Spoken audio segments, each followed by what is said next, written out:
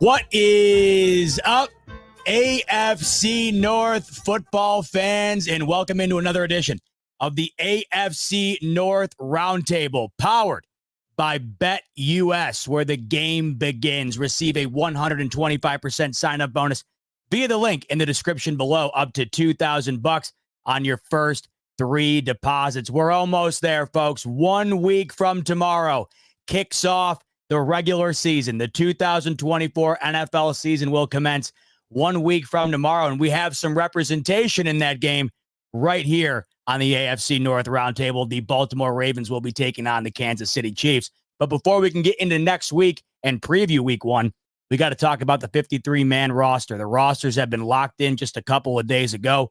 We will break that down tonight, in addition to other storylines making their way around the AFC North. So without further ado, let's bring in the fellas, starting off representing the Cleveland Browns. Chef Zay. Chef, how you feeling? I'm feeling like the clock was moving a little bit too fast. Now it's not moving fast enough. Let's get to Thursday so we can get this Thursday night game on the way, and, we can get to some Sunday football, baby. Very well said. I could not agree more. Speaking of time not going fast enough, time goes a little bit slower, I feel like, over in Australia, since it is the crack ass of the morning over in Australia, and Mark's just getting up with us. Mark, welcome into the show. Good to see you, brother. It's very early, about 8 o'clock in the morning. All I can say is go Chiefs. I want to see the Baltimore Ravens lose week 1 and then go Chiefs, man. That's all I care about for the moment. Representing the Cincinnati Bengals, Zim, what's happening? Got the Chase jersey on, baby. You're not in street clothes, I see. I am not in street clothes. I am here at practice today. We're getting ready for a great season. I'm happy to be hanging out with you guys. Good to have you in. And last but certainly not least, representing the team that will kick off the 2024 NFL season, Bobby Baltimore. Bobby, are you ready to rock? You get the first taste of football in 2024. Can't come soon enough. Practice squad was literally just released seconds ago, so I just did some multitasking. Thank you for announcing me last. And off and running, guys. This is our 3rd edition. Everybody seems to be great, giving us some good feedback here, and looking forward to kind of treating next week as the first of several months of the in-season grind. So let's get it. I think out of the panel, Zim's a favorite. I think that's what I've read in the comments. Everyone loves him in Baltimore. What? That's not what I've read, but that's what I'm reading from my view from down under. I don't know. It could be different down here. I don't know. They love you, bro. I don't think Sim will be buying dinner in Baltimore anytime soon. Meals around the house next time Sim's in Baltimore.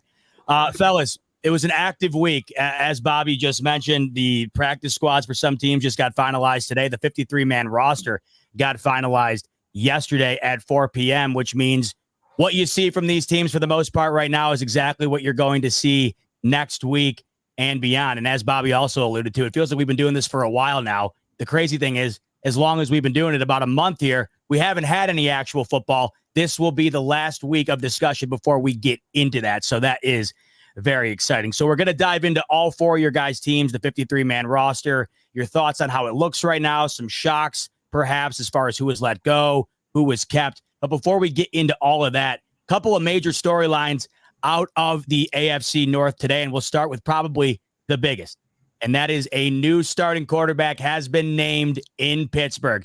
Mark had told you a while ago he felt it was going this way. It's exactly where it went. Russell Wilson named the starter for the 2024 season for the Pittsburgh Steelers, winning the job over Justin Fields.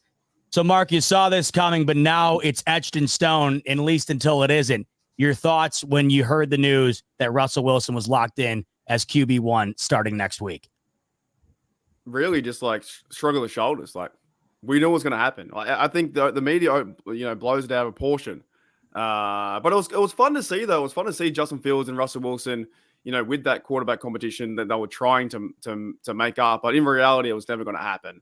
I know a lot of the guys here, maybe a lot of NFL fan base, aren't too keen on Russell Wilson, that he's a bust and whatever. But he's been saying all the right things. He's been playing. I think the last preseason game showed us what he can do with the deep pass. I'm excited for him to play, but we have to wait to see how it turns out. But in terms of like him being quarterback 1, he was quarterback 1 since he got signed. Like, Once he signed, Kenny Pickett walked at the door, traded him away. They brought in Justin Fields. Then Russell Wilson was always going to be quarterback number one. The only time now for quarterback number one where it might change someone else is if he gets hurt or they trade him for some crazy reason, which won't happen. But really, it's Russell Wilson QB1 from the very start. But that's why we have the offseason, because the media needs this stuff to go back and forth. We need this stuff too sometimes as well. You felt that way for the majority of the panel. I think all of the panel, they also felt that same way. It seemed optically that was going to be the move that Mike Tomlin was going to go with. But I'm interested in what your guys' thoughts are in terms of the longevity in which Russell Wilson will be the starting quarterback. Well, so I'm going to start with you, Mark. If you had to set, I'll set it at this. 17-game season, I'll set the over-under at 8.5 games started by Russell Wilson. Do you take the over-under, or do you take the over or the under on that, and why? You take the over. I'd say take the over for the games, but in reality too, it's really hard to win. Not win. It is hard to win 17 games. It's hard to start 17 games as well. I would say we'll see Justin Fields somehow, some way, at least 3 games in this season. That could be any reason. Could be the health. Could be maybe he's tired. Maybe he has a bit of a stinger on his arm or something like that. But it's going to be very hard, I think, for the quarterback play from Wilson to start 17 games. So I would take the over. He's our guy. He's our guy until he's not. That's how it's going to work out. He's our guy until he absolutely stinks the bed. And Tomlin's like, well, now I'm going to cut you. Then it took so long for Tomlin to move on from Trubisky, like 4 games. And then Kenny was in there. Then took a while for them to move on from Kenny Pickett to go to Rudolph. They probably should have started Rudolph last year earlier than Kenny Pickett when he was in there. They'll go with Wilson. If we like it or don't like it, they'll go with Wilson until he's the worst quarterback you've ever seen in your life. Then they'll move on to Fields. So Mark's above 8 games. You're pretty confident in the fact that it's going to take a lot for Justin Fields to get on that field in a permanent role. Zay, your thoughts? 8.5 games, if that was set to be the over-under in terms of how many games Russell Wilson starts this season, do you take the over on that, or do you take the under? And do you think we see Justin Fields more than maybe others might this upcoming season? Well, I see what you did there with the 8.5 wins. As I'm looking at the schedule, their bye week is right at the 8 or 9 week mark. Cool. So I think that's going to be a huge indication of where this is going to go. As confident as Mark is, I think they want to see at least what they got in Justin Fields. I don't know if his job is going to be solidified throughout this whole season or until he can't go no more. I think you're going to have a very short window opportunity. We can't forget TJ Watt has never won a playoff game. So they're going to be itching to try to make the playoffs yet again to give him that before you got to talk about that uncomfortable conversation. So if I had to go over under on 8.5, I'm going to take the under, man. If Russell can't get it done and this first few weeks, you look at the schedule and you're sitting there at 2-4 or whatever the case may be, they got to see what they got in Justin Fields before they know what direction they want to go in next year. It does feel like Justin Fields could be the future for this team. You have to wonder if the strategy is to keep him on the sideline no matter what, keep him in the waiting, maybe get more out of him down the line, or if what you just said, Chef Zay, comes to fruition, which I think it could. We saw this last year with the Steelers. Everyone was begging for a Matt Canada firing. That's what wound up happening. And then, you saw a bit of a spark and the Steelers wound up making the playoffs. So, Bobby, I'll turn to you. It feels like Justin Fields is breathing down Russell Wilson's neck. It was close to begin with going into the year in terms of who they were going to announce to start. The offensive line a bit shaky. Justin Fields more athletic than Russell Wilson at this point. 8.5 games. How do you see it playing out? Do you see Russ going the distance, or do you see Justin Fields getting significant playing time? Well, I don't know about the distance, but I'll take the over on 8.5. Competition breeds excellence. I think Justin being in the building, Justin being around might end up being the best thing that's ever happened to the latter half of Russell Wilson's career. He's going to be breathing down his neck, to your point. I think that's going to create a certain sense of urgency. I think Mike Tomlin is a guy, and of course, one of the longest tenured head coaches in the entire league. Is he the most tenured now? It goes Tomlin and Harbaugh, right? Yeah, he could be, yeah. Yeah, because Belichick and Carroll are gone now, so that's crazy. It goes Harbaugh and it goes Tomlin and Harbaugh. But I'll take the over. I think Tomlin's going to give Russell a little bit more of a leash than, say, Justin Fields would earn in his eyes at this point in his what is somewhat of a young career in comparison. So I'll take the over, but I think we're going to see both of these players under center starting games for them this year. It's a good point you make. I could see a leash being given because for whatever reason, Mike Tomlin still finds a way to get to the playoffs despite the quarterback play. So maybe he allows Russell Wilson to go a bit longer than others might like. But we know Steelers fans are fed up with what they've been seeing on offense since Ben Roethlisberger has left. So you have to wonder if it does go south, how soon they start banging the table for Justin Fields. So Zim, 1 quarter. 1 quarter, says Mark, and it wouldn't shock me. We know how NFL fan bases are. That quarter, a pick for Russell Wilson and a couple sacks. Justin Fields could be getting his arm loose on the sideline. So Zim, are you like Mark and maybe see a first quarter appearance for Justin Fields? Do you see him coming in before the 8-game mark, after, or do you see him coming in at all? How does it shake out for you? I think he comes in before then. I think because of everything that's transpired, and Zay even talked about like the whole TJ Watt has never won a playoff game, almost 30 years old. Like there's a lot of pressure, I think, on them to have immediate success when they're looking at back-to-back years where the Ravens and the Bengals have won the division. So I think that there's a little bit of pressure on them to figure that out. I don't know how soon they'll make it, but to me, I said this on the show twice, you don't want to have a small sample size of, you know what I mean, of Justin Fields to carry into 2025. And to me, that you know what I'm saying, like that would be the biggest detriment, I think, to the Steelers, like moving forward. Is like, to me, the key is finding out what you got from Justin Fields, like as soon as you can.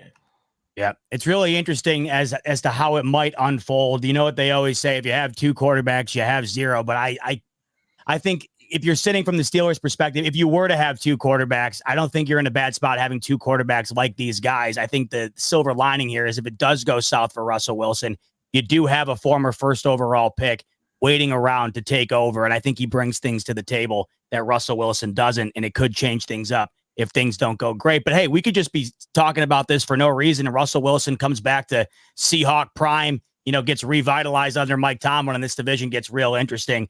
We'll get the ability to start finding out what that's going to look like next week. Zim, I'm going to stick with you here. The other storyline coming out of the AFC North today. Well, CeeDee Lamb got his contract signed, so now we have to have one more storyline surrounding a star wide receiver. Jamar Chase has been one of those storylines this offseason. Not nearly as loud, I would say, as Brandon Ayuk and CeeDee Lamb, but still something that I'm sure Bengals fans have been keeping a close eye on, probably keeping an even closer eye on it now.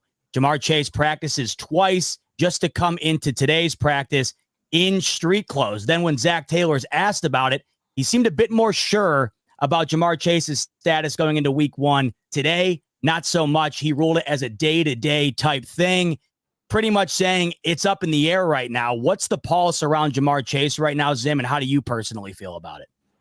I feel like probably like a lot of people say, I think a lot of people say disingenuous points like that guy needs to be paid, because I think they're trying to figure out a way where the Bengals spend X amount of money and then they don't have enough money to pay for other players, but the Bengals aren't really paying anybody else.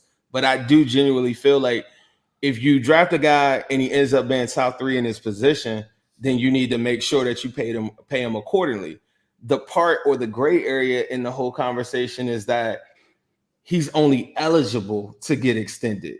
And so the ownership group has said that they're going to make him a priority. The ownership group has said that he is that guy. Joe Burrow even switched to his profile picture of him, all these different things like that. In the organization fully supports him. I think that they're trying to pay him next year, like after the 4 years. And I think Jamar's camp is looking at it more so like, okay, this 4th year that I would hypothetically play or I'm gonna have to play, I don't look at it like I'm being compensated fairly for that. And I just think that that's a little bit of the gray area in between it. And it's arguments on both sides. And there is still hope. I think that people think that they get the deal done before the year starts up. But the other thing is that if he doesn't go, he starts to lose like money, penalties, and different things like that. So we know that in the back of our heads. The one comment that I think that nobody talked about, or it was released also yesterday, is Jamar Chase, end quotes, "My future is bright in Cincinnati. I know I'm going to be there for the majority of my career, if not forever," end quote. So that's how most of us feel moving forward. When they get the deal done, I don't know. But I'm like, probably like mostly everybody else, like, let's get this guy paid. You know what I mean? Yeah, that's how a bunch of fan bases have been this offseason. The point you bring up is a good one because it blows my mind how it gets to this point. You draft Joe Burrow just to turn around and go ahead and draft his former college teammate who was a star with him all the way through, winning a national championship. They've been as good as it gets in the league as far as a tandem is concerned. You'd think that a deal would just be inevitable, and yet here we are a little over a week before kickoff, and it's not in place. You could have said the same thing about the Dallas Cowboys. I feel like Dak goes as far as CeeDee Lamb does. He did finally get his deal. So it does seem like it ends up working out, but, you know, you really never know. So, Bobby, I'll turn to you. You look at the Jamar Chase situation. Do you think it winds up going the way others have gone this offseason where the guys do wind up getting paid and all works out, or do you think there's a possibility that we don't see Jamar Chase in week 1? Since he would be crazy to start the season without making sure that he's paid, right? Nobody's happier than Jamar Chase in his camp than CD got done. I mean, that's how it goes, right? We've seen it with the quarterback market. I'm expecting that prior to week 1, Jamar Chase is going to have a brand new deal that's going to reset and one up what was just signed by CeeDee Lamb earlier in the week. That's how it goes. He's deserving of that. And that's how it should be in Cincinnati. We all know what Jamar Chase is. The Ravens understand what Jamar Chase is. The AFC North understands what Jamar Chase is. But nobody understands him more than Brandon Stevens, who locked his ass down last year, Zim. You know that. Brandon Stevens nobody did to Jamar Chase what Brandon Stevens did to him last year. You know that. Shots fired, Zim. You already know that, Zim. Bobby launching him early tonight. Launching him early. Can I say I don't even want to address that because we're gonna let that play out. But can I say that the difference with Jamar Chase versus like some of the other deals, he's only eligible. Like everybody keeps on saying like he's got to get the deal done. Like say he doesn't, he's under contract for the next 2 years. So his situation is a little bit different than some of the other guys. Justin Jefferson just went through the same thing. Where, he goes into the all season and then now the pressure going into the final year of a deal. They've already picked up his 5th-year option for $25 million for the next year. So his situation is a little different than all the other people. So if he doesn't get paid, the belief is that he's asking probably for 40 next year. But then guys like Mike Hilton, guys like Sam Hubbard, they all come off the books. So the Bengals get more cap relief. They already have $38 million in cap space and they have cash. But so everybody's like, just pay him now. But then from a financial standpoint, I think they're looking at like, why would we do it now? Why don't we just do it when we're a little bit more comfortable? And you think if he didn't get paid, he would sit for 2 years? That's unprecedented. That's never happened in the history of football. He's not going to sit for 2 years, but I just think that yes, there are key differences between he and CD's situation, but the player of his caliber is always going to have leverage. Since he would be crazy not to get that done over the next week and a half. And hearing what you had to say in terms of, allowing him. I thought Lamar's was crazy when they didn't get his done and then they let it go. And then he wrote you all a letter and told y'all that he wasn't going to play. But so Zim, I thought that was crazy. That was just Zim, this is going to go back to last week. The reason why it didn't get done on time wasn't because of the way the organization viewed him in the postseason, as you stated. Bobby, are you giving us context? What is that? Is that context? It's Deshaun Watson. We all know that. It was Deshaun Watson's outlier deal. That's the reason. Like context. That was the reason why the delay took place. Is that context? It sounds like if the Bengals don't do it, they're crazy if they don't do it. But if Lamar strings it out and then leaves you hanging in the playoffs with a PCL injury that he milked, and then he comes back the following year and tells you that he doesn't want to play, then it's just context. But if the Bengals don't do it with 2 years left, even though Joe Burrow was signed a year early and made the highest paid quarterback paid in the NFL, then it's just, who gives a shit, right? But then when it comes to Jamar Chase, it's like, they'd be a fool not to get it done. I don't think so. Zim, it's apples and oranges. It's apples and oranges. Okay. And it's crazy. Sometimes when I respond to stuff, people are like, why did he do that? But he just said Brandon Stevens is going to lock me up and nobody had a problem with it. You see what I'm saying? So we got to keep it fair. Like if we're going to spar, we're going to spar. Right, Bob? Listen, I never throw the Brandon Stevens jabs around. You set that precedent. Let's go play. I'm with it. Let's do it. We could do both though. So you're saying, Bobby, your overall point here, and I want you to elaborate on this a little bit more. You're saying it's apples to oranges here. You are saying the Bengals would be crazy to not get this deal done. Zim's coming back, referencing the situation surrounding Lamar. Elaborate a little bit more on how you feel that's apples to oranges here, because it feels like Zim might think differently. What I think Zim is trying to say is he's looking back at the Lamar situation a couple years ago when there was a big delay, right? And why the Ravens didn't pay him straight out, as in a timely fashion, let's say. It was the most drawn out storyline. We all remember that from that offseason. The key reason was due to Deshaun Watson's outlier deal. The Ravens weren't willing to set that as a precedent. Every other team would have had to follow had they not dug their heels in. We all understood that. We all agreed. I think the majority of us agreed for that. And I'm sure other teams that had the quarterbacks waiting in the wings, the Jalen Hurts, the Joe Burrows, everybody that would follow, their ownership groups certainly appreciated that as well. I just view this as, and Zim outlined, while it's a little bit different, Jamar's situation compared to CD's and others, it's different in that there's nothing holding this up, right? CD got his. We know that Jamar Chase is just as elite, if not more elite, than CD as a wide receiver. Jamar's got leverage. Sure, the fifth-year option's on the table. He's got a couple years in front of him. All that is great. Right. But the Bengals cannot move forward without Jamar. And is he going to hold out? No, but he's got the leverage right now. And I think the ownership group, they're going to have to pay him up. I think that I just explained, just like you gave your explanation, on how the Bengals own control over him for the next 2 years. So the difference in the Lamar situation is not only was his contract expiring, you then came back and tagged him and he had to play for his life. Jamar Chase has 2 remaining years. That is a factual statement, no matter how much context you add to it.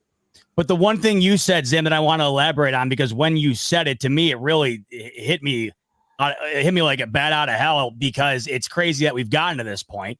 You said 40 million's right around the corner, and that's dead on accurate, because Justin Jefferson's at 35. CD just got 34. It feels like a night ago we had the quarterback market at 40. That's about to touch down at 60. So it seems like you can wait, which I think you're elaborating on. I guess the question is, why? Why are the Bengals willing to allow him to not be geared up a little over a week before kickoff? I think that if the Bengals could get it done under their terms, they would do it right now. I think that there's context. So people are talking about CD Lamb. I'm working directly, like covering and talking Bengals every day. Jamar said it several times. He wants to get paid on the level of Justin Jefferson. He wants to be the highest paid.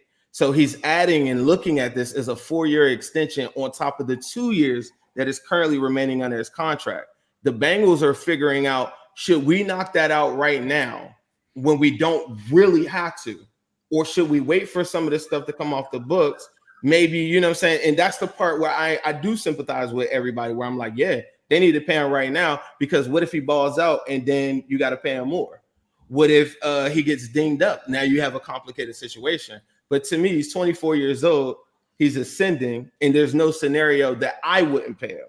The Bengals, meanwhile, are looking at this a little bit different, because as I stated, unlike a lot of these other teams, like Zay's team that has 10 plus players getting $10 million, the Bengals don't have all of these players getting all of this money. They're freeing up cap so that they could do something later and then make their next move, go hit the free agent market, figure out what they're going to do. So they're strategizing on how they're going to attack next year. And it can't just be, I'm paying it out right now when I don't really have to.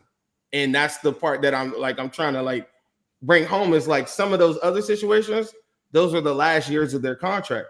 They still own control over Jamar Chase for the next 2 years. Now, to Bobby's point, I think that it would make him happy. It would boost the room and everything like that if they got it done right now. But that's the part where we're like going back and forth as fans.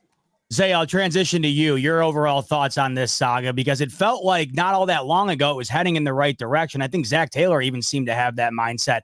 I'm not entirely sure what changed to go from practicing to not, but the way you see it right now, do you think Jamar Chase is out there week 1? I mean, I'm with Bobby. I don't see how you don't.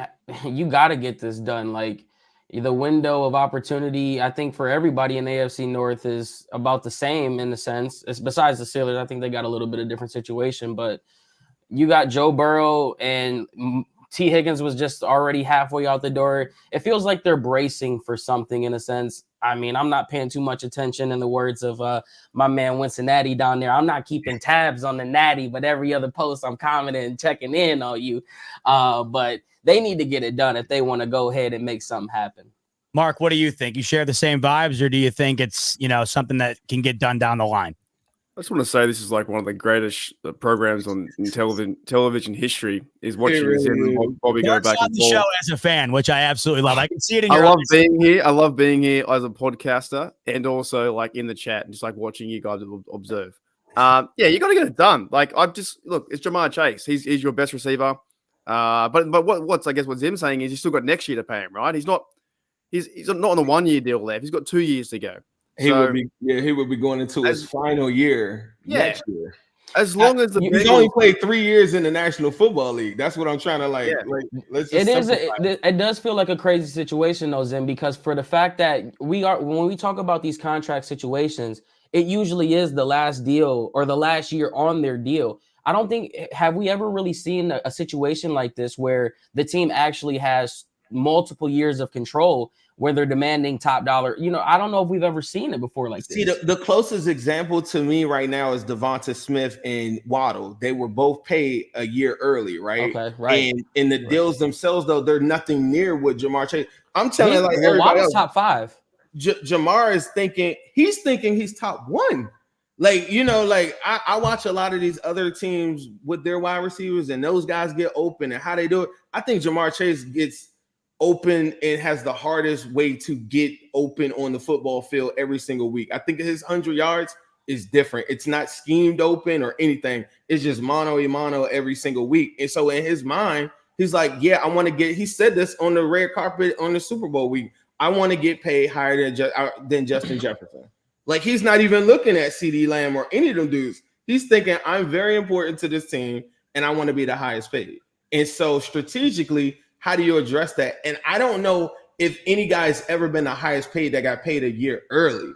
And that's the example somebody would have to give me. Justin Jefferson literally went through the same thing. Jamar didn't miss no practices. He came to everything, no all-season stuff. He's been at every single thing, helping the players throughout. But to use his leverage, as Bobby was saying, he said, I'm not going to practice to jeopardize my health in my future contract in the same standpoint.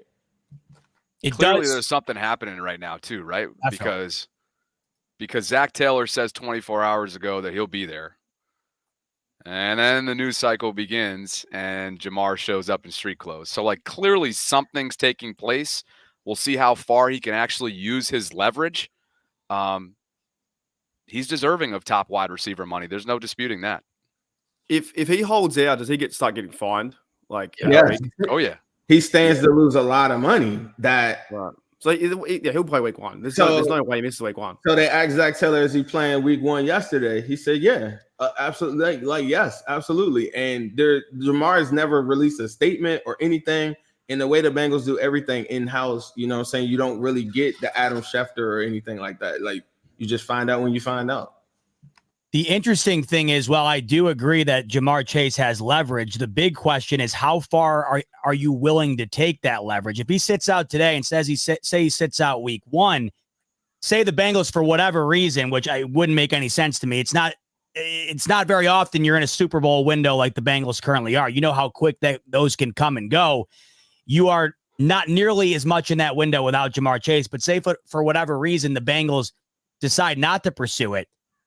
It makes you wonder, with 2 years on the deal, how long Jamar Chase would be willing to go week to week without getting paid. Because when do you all of a sudden come to terms and say, you know what, I'm just going to come out there. You're going to skip 3 weeks, not get paid, and go out in week 4. So it is very interesting. But ultimately, at the end of the day, and I'm sure that you can agree with this, Zim, as a Bengals fan, growing up, I'm sure it was a lot of mediocre at best. And what you have right now is about as good as it gets in the NFL in terms of having a chance to make the run and get it done. You've already done it once, couldn't get over the goal line, but got to the goal line. The Bengals' goal, of course, with a healthy Burrow is to get there. Their best opportunity to do that is with Chase. So we will see what ends up happening in terms of his deal, but it's an interesting saga heading in to the regular season. Before we get into the 53-man roster breakdown, let's head over to BetUS and take a look at where the division standings are projected to finish out with just over a week until the season. And it's pretty much right where we expected it to be, where it has been all offseason. But what I love the most is the fact that it is still neck and neck between the Baltimore Ravens and the Cincinnati Bengals. Plus 140 for the Ravens, plus 160 for the Bengals. As we know, it drops off a bit here. I still think the Browns at plus 500 is not bad value at all, but we know that it more than likely, based on how it seems right now, should come down to these top two dogs, two of the best teams in the NFL. And with those odds currently on BetUS, you can take advantage of the 125% sign-up bonus in the link in the description below, up to $2,000 on your first 3 deposits. It's anybody's guess as to where it's going to go, but I'm telling you, based on the way it seems to be unfolding going into the season, it's sure as hell going to shape up to be a very competitive division. So with that said, let's get into the teams as they stand right now in terms of what they're bringing into this division in 2024. The 53-man roster are officially out. And yesterday they're locked in at 4 p.m. These guys have their roster officially ready to rock and roll a week from this weekend. Mark, I'll start with you. Obviously, today, Russell Wilson announced the starter, but outside of that major news, what was your overall takeaway from the 53-man roster breakdown in terms of what the Steelers ended up doing, who they got rid of? Was there anything that shocked you? And outside of that, your overall assessment of how it looks right now, gearing up for week one.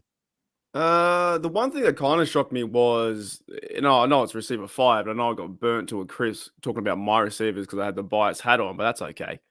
Was Des Fitzpatrick was receiver 5, now it's Scotty Miller. So that's kind of like maybe a bit of a shocking news. Recently this morning, we just found out now that we have more injuries in the O-line again too with Isaac Seumalo. So that doesn't help us in terms of left guard. But overall, it's pretty expected to what I was seeing. We got the 3 quarterbacks. We got Najee Harris, Warren, Cordero Patterson, kick returner, plus running back. But the O-line depth now is a bit up in the air because Troy Fautanu, he's still dealing with the injury with right tackle. They played Dan Moore today at right tackle, I think when I was waking up in the practice. But overall, the 53, I think our defense does stand out quite a bit in terms of Nick Herbig. He's an outside linebacker. He's number 3. And our rotational guys at middle linebacker, you got Queen from the Ravens. I'm really excited to watch him, by the way. I'm really keen to see what he can do. Roberts, and then behind him, Peyton Wilson. He's going to be exciting to watch. And then the special teams guys, Mike Robinson. I'm glad he kind of made the team because he was up in the air last year, I think, in terms of play and having a crack. And Tyler Matakevich, your Bill, or my Steeler, your Bill. He's back for the team. It's what we kind of expected, except for a few different things. Maybe the weakest area too, I think, might be the slot corner position because Cameron Sutton is dealing with the off-season thing for 10 weeks or 8 weeks in a row. Beanie Bishop's undrafted guy, cornerback. He's getting a crack at that spot. So, but this I've been telling my guys on Steel Nation Oz, this ain't the final one.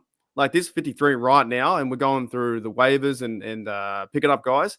This is 11 days to go. Omar Khan's going to make a move.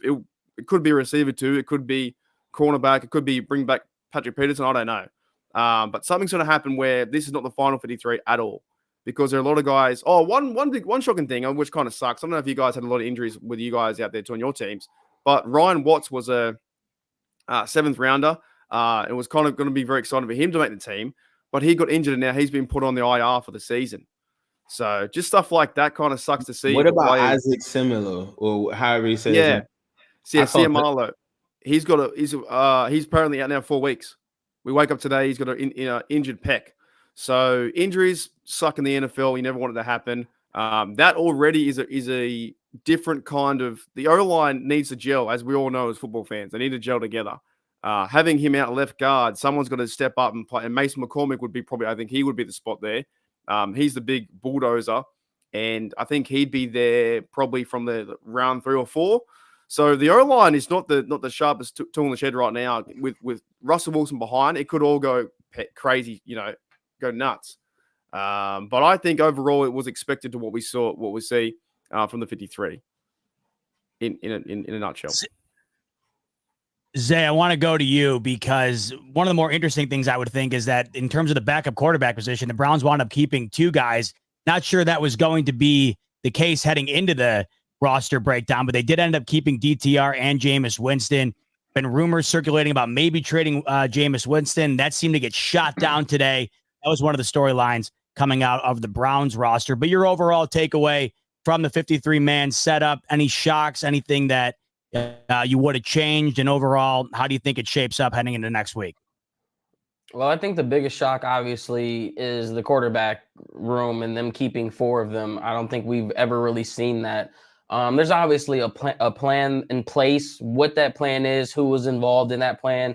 You know, Andrew Berry and those guys have done a pretty good job not really giving us too much, but just giving us enough to be involved in the situation. I know a lot of people look at that tight end position and that running back position and see 2 spots on there as well.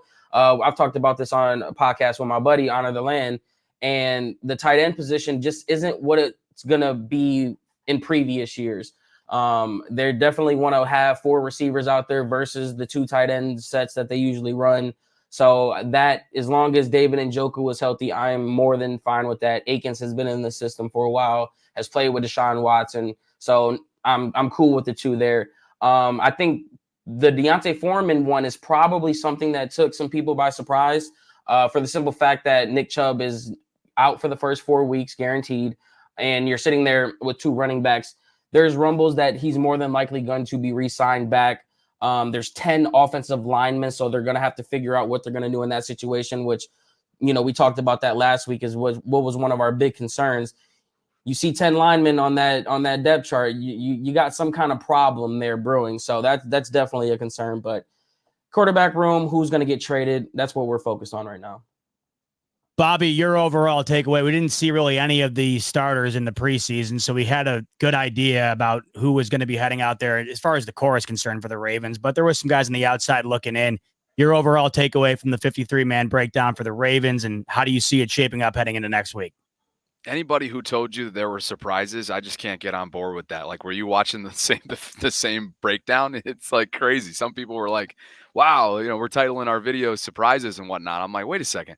I didn't see really any surprises, but one thing that I definitely was thinking about was Chef Zay's quarterback room, like he just mentioned. Are you kidding me? 4 quarterbacks. First and foremost, I think Baltimore has an interesting first impression of Dorian Thompson-Robinson, because was that his first start that they roughed him up pretty good for? Was that his first career start?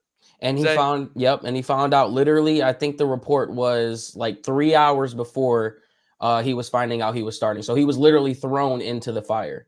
And it looked like it.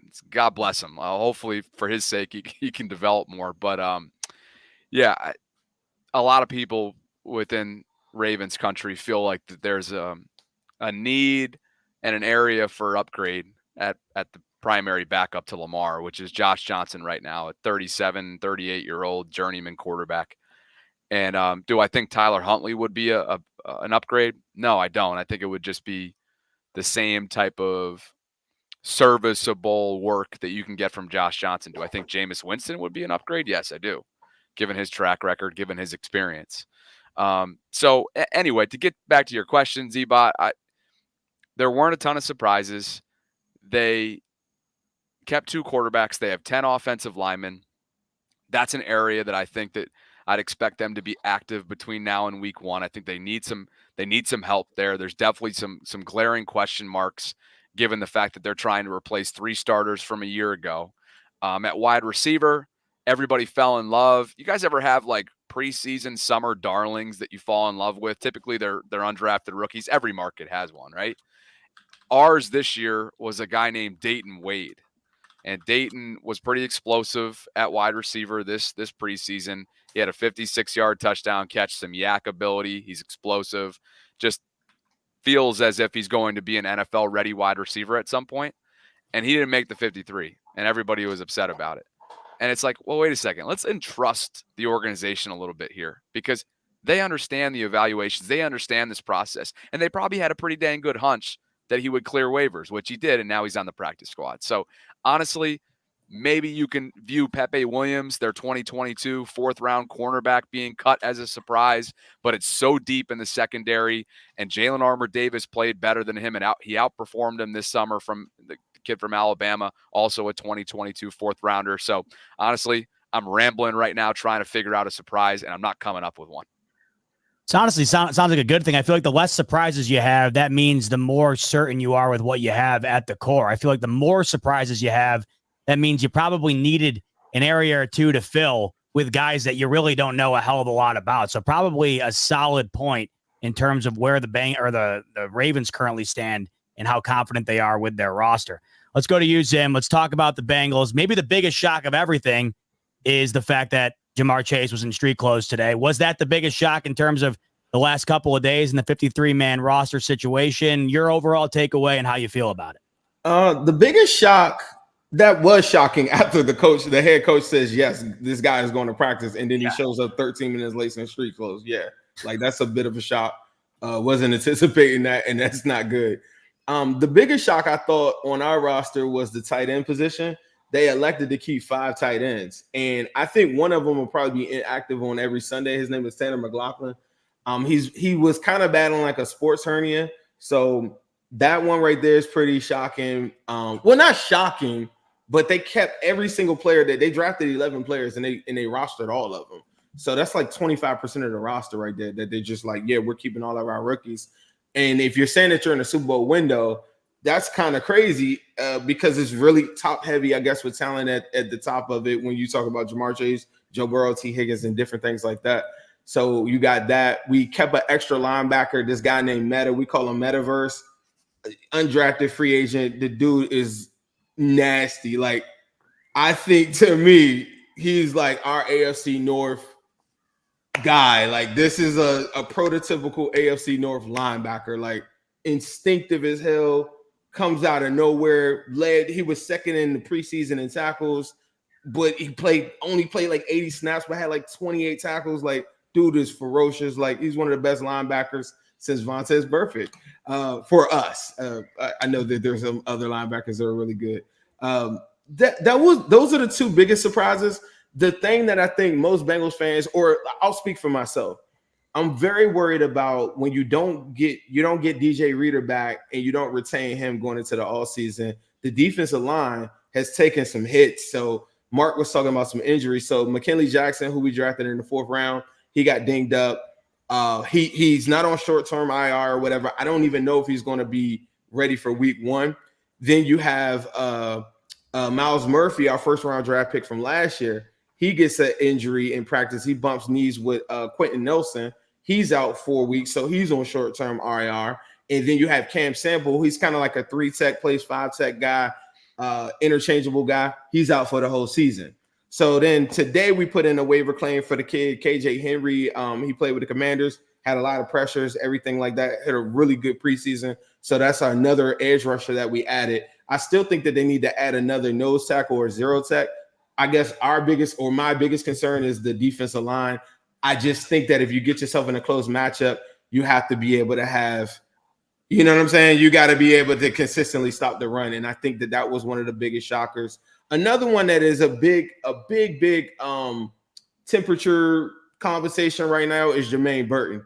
I came on the show last week. I talked about how good he was. Jermaine Burton was the highest rated offensive player in all of preseason, the number 1 wide receiver in all of preseason, quarterback rating of 158 when the ball was thrown his way with backup quarterbacks throwing him the ball. The dude is insane. He is like one of the best prospects that I think the Bengals have ever gotten. Already, I feel like he could be wide receiver 3 because of T. Higgins. If he was on another team, I think he would battle for wide receiver 2. He's that damn good. He got to our team for character issues. So there's been these topics about, are we going to play him at wide receiver 3? How should the rollout be? And I don't know how that's going to go. They had him returning kicks today at practice, but I just think that one of those conversation pieces that everybody talks about, and we talked about this on the show, is that Joe Burrow has weapons, but all of his weapons, with the exception of Jamar Chase, all 31 other teams had an option to go get those guys. All of them. All 3rd, 4th, 5th round guys, including T. Higgins. Everybody had an opportunity to get them. None of them was acquired from free agency. And I hate when people say that because I'm like, you have to just credit at some point the Bengals front office for cooking and getting the correct wide receivers and getting this guy in the third round. He's a very, very important piece. The majority of you guys mentioned that there could still be additional acquisitions. I want to touch on that next. But before we do, it's Bobby Baltimore's favorite time of the show, and that's the Shinesty ad read. Now, you'll probably notice that half of our representatives at Roundtable Sports always have their undies in a bunch when it comes to their favorite NFL team. And listen, I'm sure that they're getting sick of that feeling where they're feeling a wedgie rather than a warm hug. Maybe they want to say goodbye to uncomfortable chafing and hello to the softest underwear they will ever wear. Well, folks, let me introduce you to Shinesty.com, the underwear company that is here to revolutionize the underwear game. Let's be honest, life is too short for boring undies. These are so soft, y'all. You won't even realize you're wearing them. With the moisture-wicking technology and a perfect fit that never rides up, you'll quite literally feel like your balls are floating on a cloud all day long. And look at some of these absolute designs. And get this, folks, if you use our code at checkout, you can get an additional 15% off your order, RTS15. Remember, supporting our sponsors is a way to support us over at Roundtable Sports. So stop neglecting your balls and give them the gift of Shinesty underwear. Link is in description. Speaking of underwear, Bobby, underwear is typically part of the get up when you're going to a wedding. Last time we saw you, you were in a tough spot in terms of trying to get your seersucker suit from the dry cleaners who had apparently lost the suit. Do you have a conclusion to that epic story? How did that wind up unfolding? I'm happy to say that they gave me the wrong jacket. Well, I'm not happy to say that, but they gave me the wrong jacket. And then this was last week of Wednesday that we left for the wedding weekend, Friday morning. All we needed was those 24 hours to get everything intact, get the seersucker together. And how about this? I even went back after the wedding because I sweat my ass out. I sweat the frick out of that thing. I went back to the same exact dry cleaners. That's like a no-no. Wow. And guess what they did? Under 24-hour turnaround. So best cleaners in upstate New York, shout out. Did they comp it at least, or what was the deal there? Was it free? They should have, Z, and I'm kind of embarrassed that I didn't ask for it. Man. So wait, your jacket's still just lost? No, it's all good. You got it. Around. Yeah. Now you got it, Oh. but then it compensates you for the money that all that bull. I would have told him you missed the event. And to be honest with you, like I consider myself like I know, right? I could have played that card, but I do consider myself somewhat of a businessman. I mean, we're all businessmen, right? With the way that we create our channels and whatnot. It's kind of embarrassing that I didn't push for that, but what are you gonna do? Yeah, Bobby, knowing you, I would have thought you would have had steak in that dry cleaners by midnight that evening. But hey, at least you got the 24-hour turnaround. You didn't get nothing. You got something out of it. That seersucker helped me go off on the dance floor Saturday night. I was locked in on this bridesmaid. Didn't end up working out. Well, we know Bobby just admitted to having moved. So if the Ravens do it, we need video. If the Ravens win next week, you can anticipate me asking for a couple of moves from Bobby, as he just admitted he's got them. We need video evidence of this. I don't believe I'm saying. I'm happy to give you video evidence, but what's actually embarrassing is there's over 200 people watching this concurrently right now. We got 45 likes on the video. What are we doing here? Come on, people. Let them know.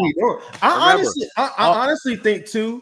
Everybody that's in here right now too. If you hate my guts and you hate what, I think you need to tell other people that get in here and cook this guy. Like, you know what I mean? Like, we need cooking my hairline all day. Like, they need to like the hairline, bro. Like, they going crazy. You're one of the greatest people I've ever met in my life, because I try not to look at the comments, but I did see that, and like, y'all gotta chill on my bro. No, like, hey, I know what we got over here. I think it's hilarious. I'm enjoying it. I just wish I could talk back, because I would be talking my stuff. So they lucky we on a round table here and I can't get my jabs in. But y'all funny. Go ahead and get y'all little laughs in. Press the like button while you at it at this point, okay? Hey, Zay, the Palomalu comparison had me dying inside, but I don't think like externally I showed it.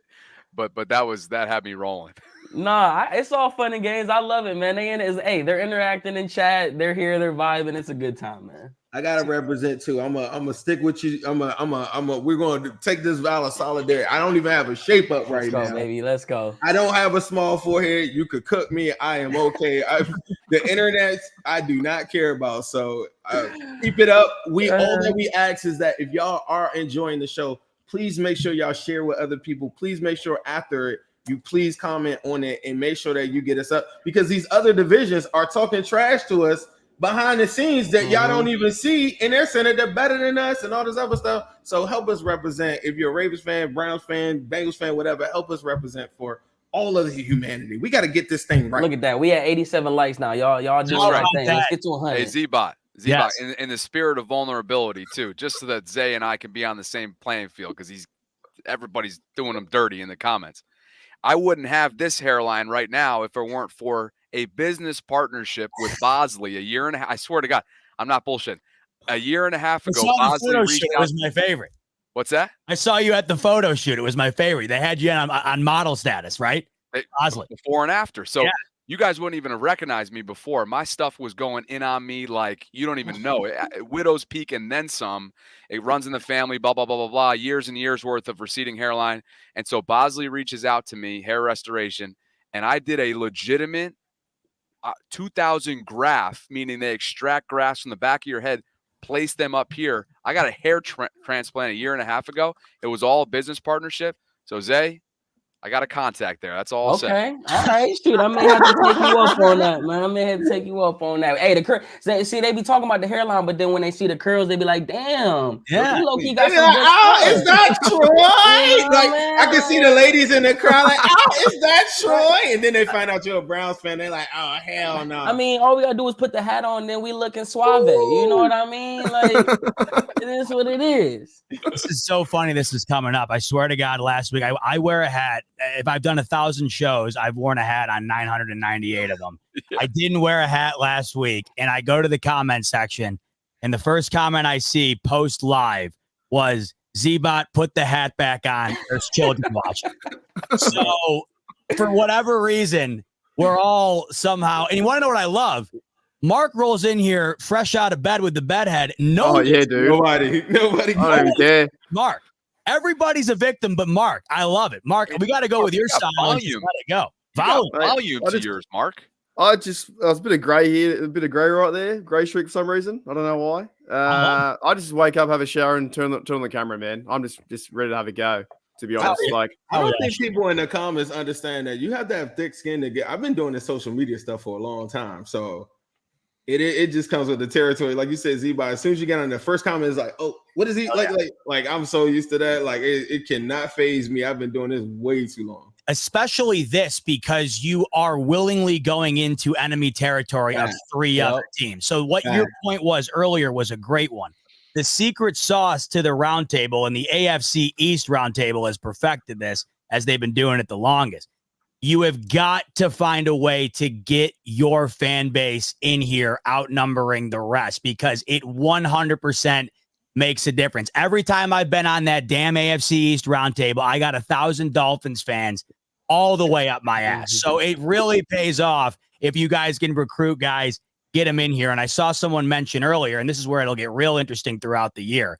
Once we hit, I think we're close. I forget the exact number of subscribers, but once we get there, we'll be able to take super chats. And you know what that means. You guys are going to be able to weigh right in on it. And then things get really interesting. We're about to wrap up on this episode. We got another one coming for you later on in the week. That'll be really interesting, because the fellas are going to rank out where they see the division unfolding. They're going to give their 1 through 4 and their record predictions. That's later this week. But before we round out here tonight, Mark brought up something, and I want to go around real quick and get something from everybody on this. The 53-man roster, when I said it's set for now, but that does not mean you can't go and claim a guy off waivers or make a last-second trade. And Mark, you kind of alluded to the fact that you really think that that's going to be a possibility for the Steelers. So I'll start with you, and I'll go around real quick. What's one move you'd love to see made by this time next week, heading into week 1, that hasn't already been made by Pittsburgh? You know what? It probably is. I think at the receiver position, I do like our receivers now, but I wouldn't mind seeing another move for a depth.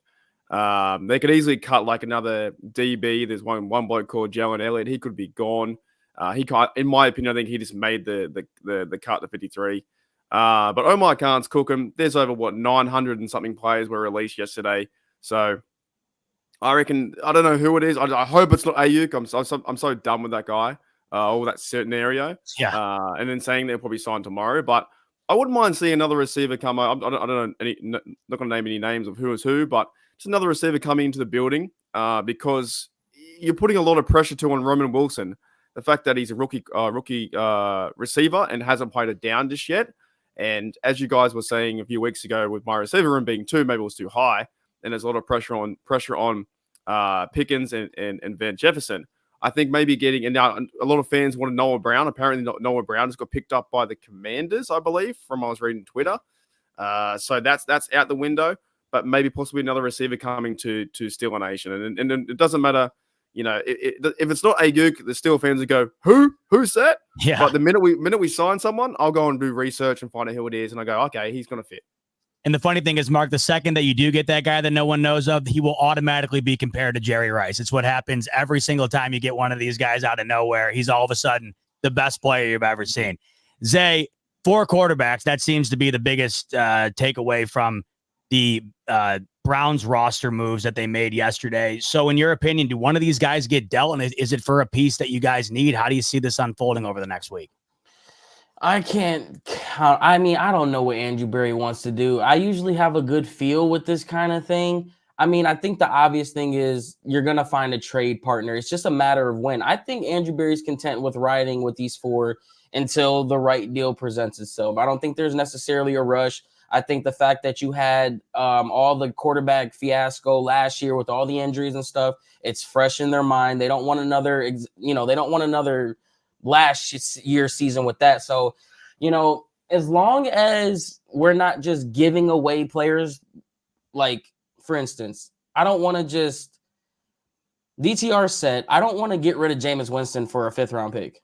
You know what I mean? At that point, I'd rather just keep him. I want something of good value if we're going to move one of those guys. If not, shoot, I'm fine with keeping 4. Bobby, you also mentioned some concern in regard to the backup quarterback room for the Ravens. Do you think there's a move made there elsewhere? Do you see something else going down for Baltimore? That's definitely an area of need, but to me, offensive line is more important.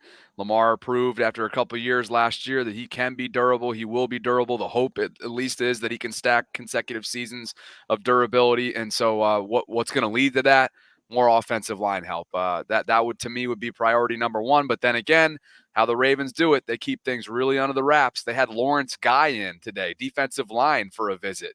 He spent 2014 to 2016 in Baltimore. He's a Super Bowl champ with New England years ago. He's on the other side of 30. He's a veteran. He's not going to be a needle-moving guy. Reminds me of sort of like a Calais Campbell towards the end of his career, or a Brent Urban who's currently in Baltimore. So they might feel that they're in a different category. Perhaps, running back could even be like an RB3 type guy if there's an injury there. But as of right now, it would either be offensive line or trying to upgrade that primary quarterback. Yeah.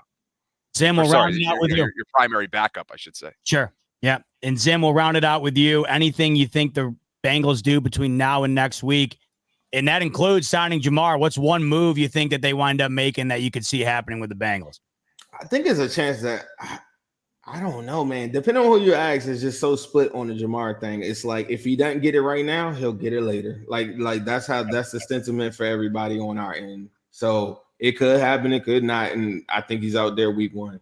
I think that the Bengals, like, one thing that I've said is I think that they're weak at the defensive interior. So we picked up one guy, edge guy that I was talking about, KJ Henry. He had 48 snaps, 10 pressures, 1 sack, 20% pass rush win rate in the preseason. So good numbers, just another depth piece. We need another depth piece in the defensive interior line. I think everything else is pretty good. I think on my end, I think the roster on paper, the majority of the guys I've seen before, but on paper is probably the most versatile and definitely the most weapons that we've ever had in the Joe Burrow era. And definitely, for sure, not even question, the best offensive line that we've ever had. So that's where I think we're at. If they pick up another guy, I could see it being interior offensive line or defensive interior line, trenches. Aside from that, I feel like we're ready to go. Let's get it. Folks, the final live episode of the preseason has come and gone. The next time we join you here live, we will be previewing week 1. The next time we join you live, Bobby Baltimore's Ravens will be 24 hours removed from sending us into the 2024 season. I cannot wait. I know you can't either. So on your way out, hit that like button. Make sure to hit the subscribe button so you're dialed in for next week. And of course, take advantage of that 125% sign up bonus through BetUS in the link in the description below, up to $2,000 on your first 3 deposits. For Zay, Mark, Zim, Bobby, I've been Z-Bot. This is the AFC North Roundtable. Can't wait to christen in week 1 with you next week. Until then, enjoy your Labor Day. And as Let's always, go, Chiefs. Let's go, Chiefs. Let's go.